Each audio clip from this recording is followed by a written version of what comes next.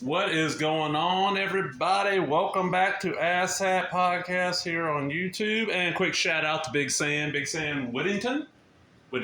Yeah. Worthington is Angel from X-Men. Whittington is Big Sam.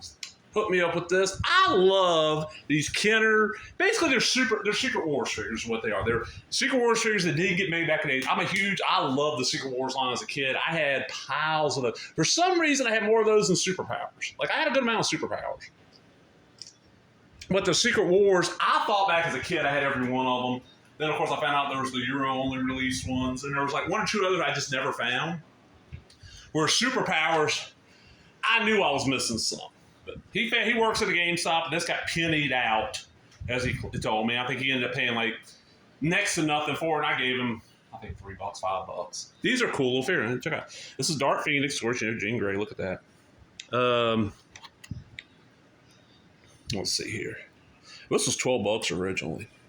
A Firebird flying across the stars. A Phoenix bonded with Jean Grey, and though she burned up in flames, she will live to soar another day. And then it's got that in multiple languages. And you got a little trading card, which, yeah, okay. That is John Byrne art. So let's open this thing up. Got our little... What is this? Like a safety sheet or something?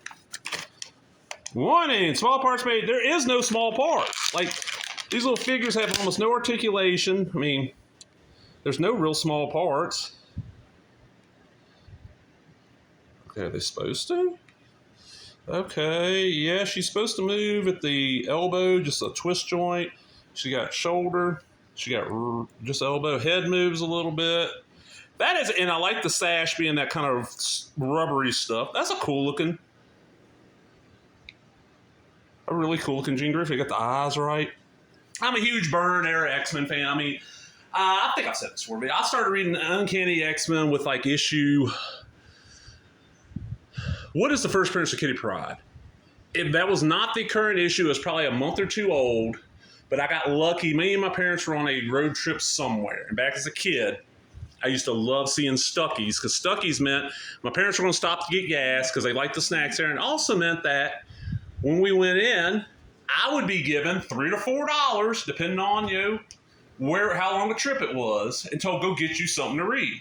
And they'd have these packs of comics, and it was like 3 comics in a bag for $1. And comics back then were like 55 cents, so you're getting a deal. And I got Uncanny well, it's not Uncanny, sorry. X-Men Volume 1, issue 120, First Appearance Kitty Pryde, and became a huge fan. And from then on, every month I was picking up issues off the newsstand, starting with issue 193 when it was Uncanny by then. My subscription started by mail or through comic shops. I never missed an issue. And I had at one time from 100 to 300. Volume 1, 100 to 300. And I ended with 300 for two reasons. Number one, I was burnt out on top. I've been burnt out for a couple of years. There's a big gap in there after the fall. Hold on. Mutant Massacre fall. After Inferno. I had to think of a story. My big massive crossovers. By the third one of those, which was Inferno, I was burnt out. And from Inferno until whenever the big push, because Jim Lee's taking over one title and Walt Spatacio's taking over the other, and like Chris Claremont ends up leaving and Byrne comes on for a couple of issues and all that. I came back then reading. I was still getting them. I just wasn't reading them. Yeah, huge X-Men fan for all the time. And the Byrne era is probably my favorite. And then after when Byrne leaves, there's a little dull point, and then from probably about 170, somewhere around there, till even Mutant Massacre was not bad. Fall of the Mutants is when it really started getting money. The crossovers just got too much, and Fall of the Mutants was the first one was like that. Mutant Massacre was decent. So let's say 170 to about 220 something. Yeah, somewhere around, it was still a good read, and I've got most of those now. I don't have the issues anymore. I had that run.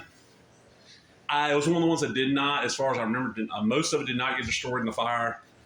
Ended up selling it off when I should have held on to it for a little bit longer. I sold them way before that market blew up.